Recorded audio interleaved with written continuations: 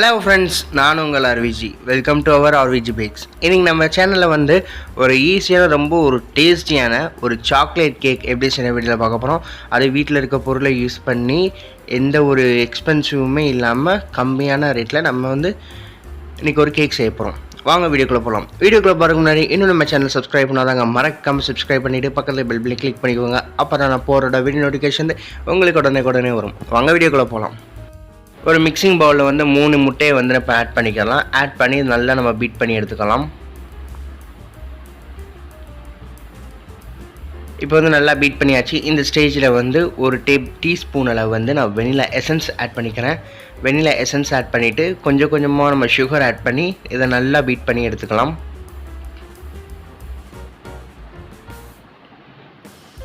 நான் வந்து ஒரு கப் அளவு மாவு எடுக்கிறனால 1 கப் அளவு சுகர் வந்து நான் ஆட் பண்ணிட்டேன். இப்போ வந்து ஒரு 60 ml அளவு வந்து நம்ம ஆயில் ஆட் பண்ணிக்கலாம். அதை வந்து நல்லா பீட் பண்ணியாச்சு. இந்த ஸ்டேஜில் வந்து 1 கப் அளவு வந்து மைதா மாவு, ஒரு 1/4 கப் அளவு வந்து கொக்கோ பவுட்ரு, 1 டேபிள் ஸ்பூன் அளவு வந்து பேக்கிங் பவுட்ரு வந்து ஆட் பண்ணி நம்ம ட்ரை இன்க்ரீடியன்ஸ் வந்து நம்ம ப்ரிப்பேர் பண்ணியாச்சு. இது எல்லாத்தையுமே வந்து நம்ம நல்லா ஜலிச்சுட்டு நம்ம ஆட் பண்ணிக்கலாம். இந்த மாதிரி நல்லா கலந்து விட்டு நம்ம நல்லா ஜலிச்சு எடுத்துக்கலாம்.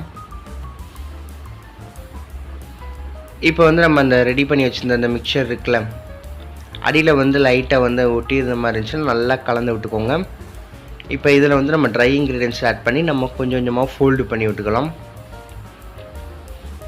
கொஞ்சமாக ஆட் பண்ணி ஃபஸ்ட்டு இந்த மாவு கொஞ்சம் கொஞ்சமாக மாவை ஆட் பண்ணி நல்லா ஃபோல்டு பண்ணி விட்டுக்கோங்க. நல்லா ஜென்டலாக ஃபோல்ட் பண்ணுங்கள், ரொம்ப போட்டு கலராதீங்க.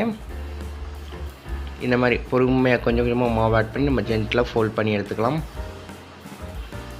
இப்போ எல்லாமே ஆட் பண்ணிவிட்டேன். இதில் வந்து நான் கொஞ்சமாக பால் ஆட் பண்ணிக்கலாம். ஒரு 60 ml அளவு பால் ஆட் பண்ணிவிட்டு இந்த மாதிரி கன்சிஸ்டன்சியில் வந்து நம்ம ரெடி பண்ணி எடுத்துக்கலாம். மாவு ஆட் பண்ணதுக்கப்புறம் பால் ஆட் பண்ணுங்கள். இப்போ வந்து மாவு வந்து ரெடி ஆகிடுச்சு. நான் வந்து 8 inch பேனில் வந்து பட்டர் ஷீட் ஃபுல்லாக வந்து அப்ளை பண்ணிவிட்டு இப்போ வந்து நம்ம மாவு வந்து ஆட் பண்ணிக்கலாம். இதை அப்படி நல்லா டேப் பண்ணி விட்டுக்கலாம். அந்த ஏர் பபிள்ஸ் எல்லாமே வெளில வந்துடும்.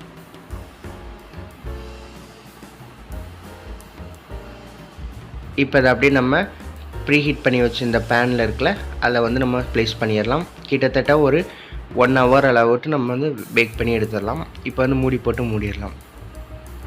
ஒரு 55 minutes ஆகிடுச்சு. இப்போ வந்து ஓப்பன் பண்ணிக்கலாம். வாவ், கேக் வந்து சூப்பராக ரெடி ஆகிருக்கு. இப்போ ஒரு நைஃப் வந்து இன்சர்ட் பண்ணி பார்க்கலாம். பார்த்திங்களா, ஒட்டவே இல்லை. இதை அப்படியே நம்ம சில் பண்ணிக்கலாம்.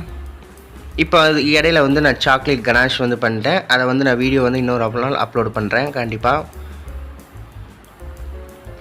இப்போ வந்து நம்ம ஒரு மிக்சிங் பவுலில் வந்து 1 கப் அளவு வந்து நான் விப்பிங் க்ரீம் ஆட் பண்ணிக்கிறேன் ஐசிங்காக. இதில் வந்து 1 டீஸ்பூன் அளவு வந்து வெனிலா எசன்ஸ் ஆட் பண்ணிக்கிறேன்.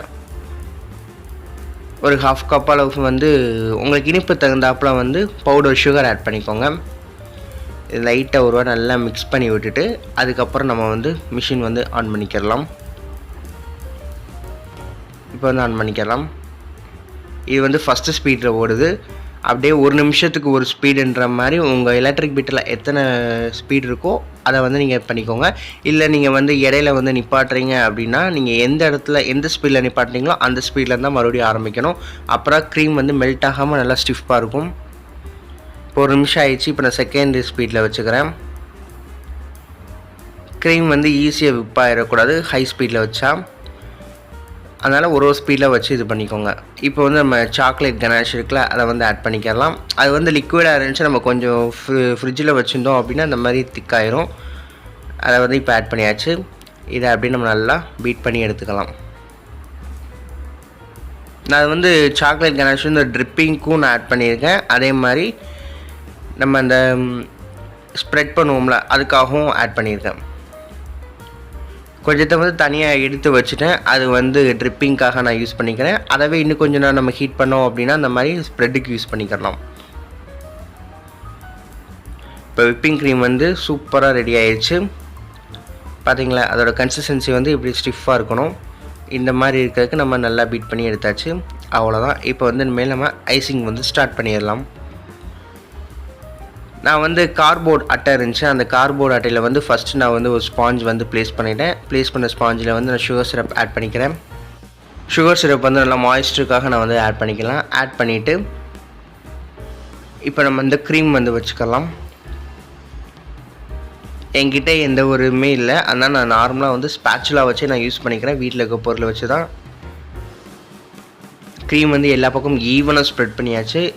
அதுக்கப்புறம் நம்ம இன்னொரு லேயர் வந்து வச்சுட்டு லாஸ்ட்டு ஃபுல்லாமே அதே மாதிரி 3 லேயர் வச்சு நான் ஃபைனலாக வந்து இப்போ நான் க்ரம் கோட் வந்து கொடுத்து முடிச்சிட்டேன். இதை வந்து கிட்டத்தட்ட ஒரு ½ அன் ஹவர் அளவு வந்து நம்ம 15 மினிட்ஸ்லேருந்து ½ அன் ஹவர் வந்து ஃப்ரிட்ஜில் வந்து நம்ம செட் பண்ணி எடுத்துக்கலாம். இப்போ வந்து ½ அன் ஹவர் ஆயிடுச்சு. இப்போ வந்து நம்ம ஃபைனல் கோட்டு கொடுத்தாச்சு. ஃபைனல் கோட்டை கொடுத்ததுக்கப்புறம் இப்போ வந்து நம்ம டிசைன் போட ஆரம்பிச்சிடலாம். இந்த மாதிரி அப்படியே சுற்றி விட்டுட்டு மெதுவாக நம்ம டிசைன் போட்டுக்கோங்க. இப்போ வந்து டிசைன் வந்து இப்போ நல்லா போட்டாச்சு. அவ்வளோதான். இப்போ இதை வந்து நான் நேம் வந்து எழுதிட்டேன். இப்போ வந்து நான் ட்ரிப்பிங் போட்டுக்கிறேன். உங்களுக்கு யாருக்கு பர்த்டேவோ அவங்களோட பேர் வந்து இதில் ஆட் பண்ணிக்கோங்க. இந்த மாதிரி ஃபுல்லாக ட்ரிப்பிங் போட்டு முடிச்சிடலாம். இப்போ ட்ரிப்பிங் போட்டதுக்கப்புறம் நான் நாசிலில் வந்து ஃப்ளவர் டிசைன் வந்து இப்போ நான் போட்டுக்கிறேன்.